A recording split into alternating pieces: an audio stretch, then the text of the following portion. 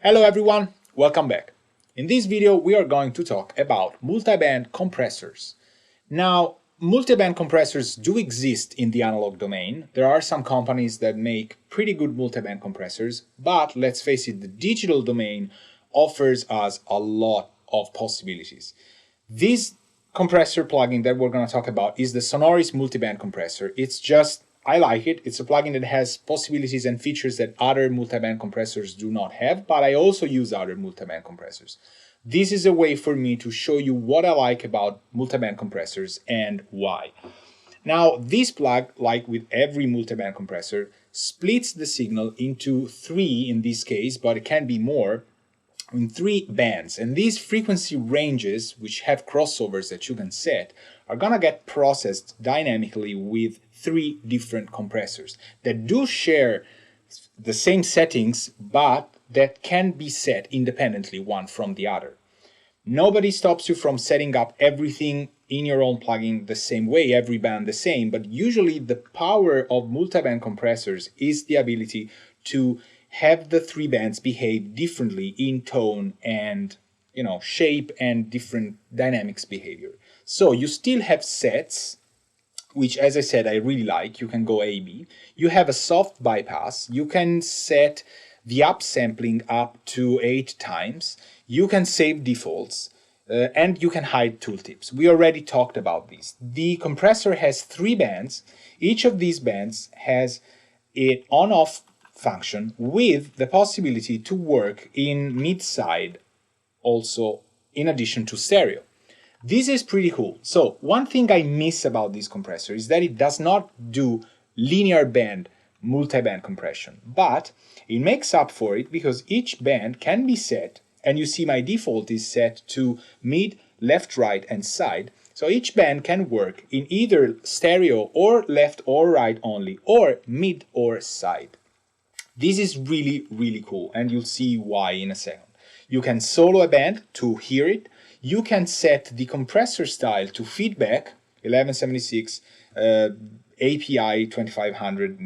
Some of the vintage tones that you hear come from feedback type compressors. Or feed forward, which is a more straightforward, clear, blatant type of compression, but they have different colors. Then you have attack and release, like you would expect from any compressor. And you can set the attack and release to auto if you want. Even the attack can be set on auto. And this is also really cool. Sonorous does this for all of their dynamic processors. It's a cool feature. Then you have knee 1 and knee 2. The knee 1 is the usual soft knee function that you can find on different compressors. The knee 2 is a sort of compression gain reduction limiter. You can tell the compressor that after a certain amount of gain reduction, you do not want to compress more. So it will act as a sort of limiter for how much gain reduction you can have. You see also that if you set this guy on left, right instead than mid or side, you can set what type of stereo correlation you want the compressor band to have. You can have variable link, so that you can have completely independent left-right detector behavior, or you can go on linking up to 100% where left and right are completely linked. This is also very, very useful because you can set your own stereo coherence. Bass frequencies tend to shift if you compress them differently from left to right. So one trick is to go mid-side on them, but also you can set how much relationship between left and right you want the compressor band to have. Then again, you can also set the variable link to highest link instead. In this case, it's a straightforward, whoever is triggering the most in the detector, either can be left or right, is gonna trigger the end result of the gain reduction. So this is a more straightforward, typical attitude of your compressor. So what we're gonna do now is we're gonna listen to the same song, Freundschaft, from the previous video.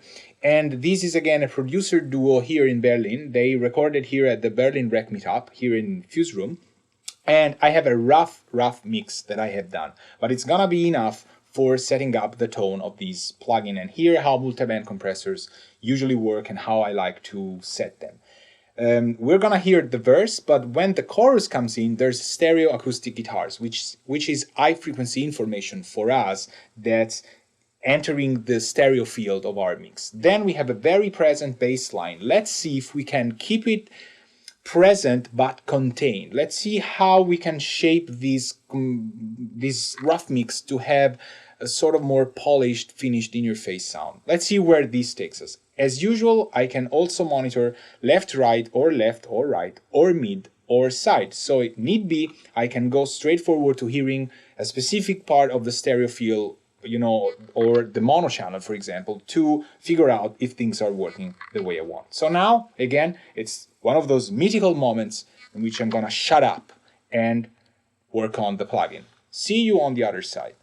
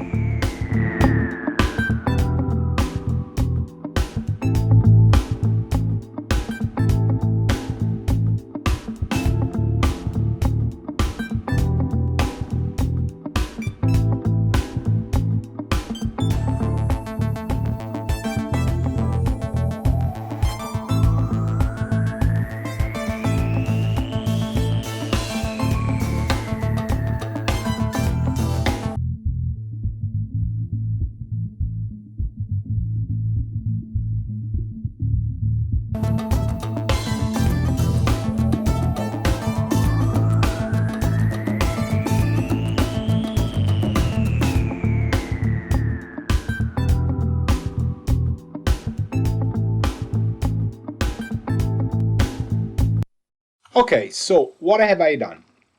I first set the crossovers. This is very important for me. I set the crossovers so that I could hear clearly the mid bands to be in that sort of consumer audio mid frequencies range that I really like. I usually, when I have three bands, really like to go on going straight onto some sort of crossover-like frequencies in some of speakers that people have.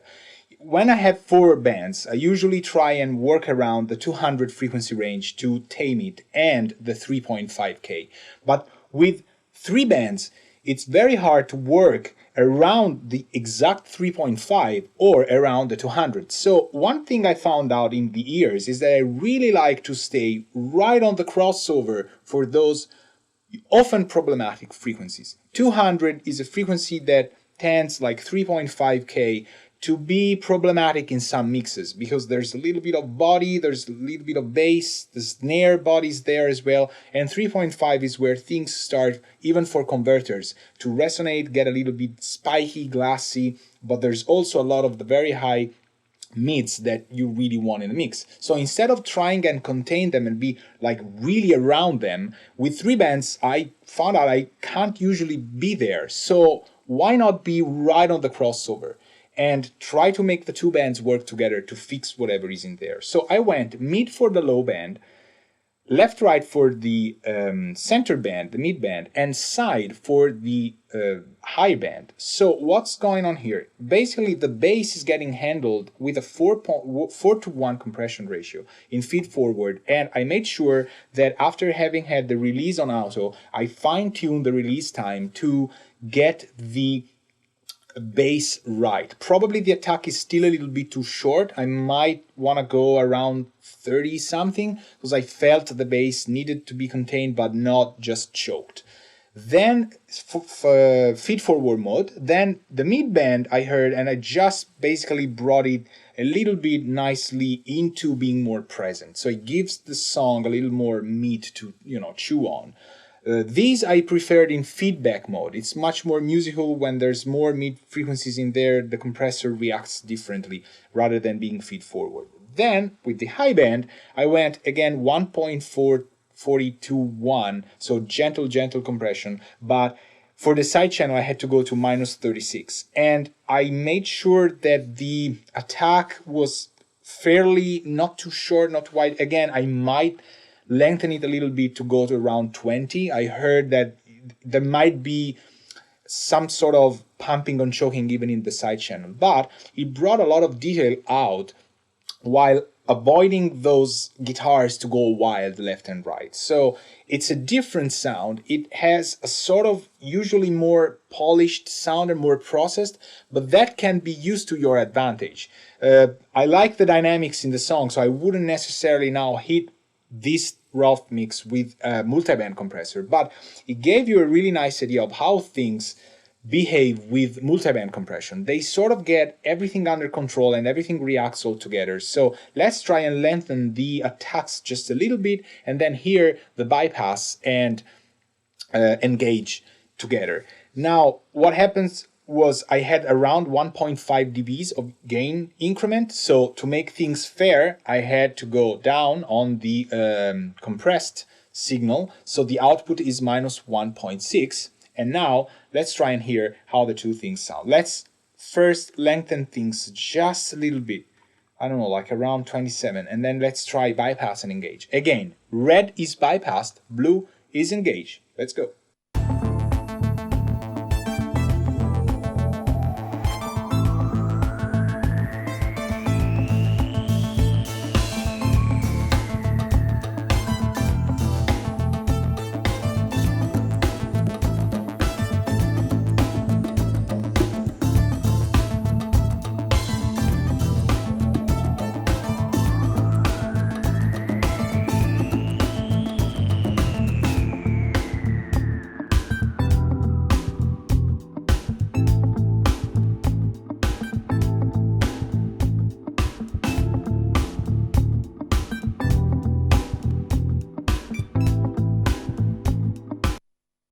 Alright, that's how multiband compression can help you. I hope this was useful and see you in the next video. Ciao!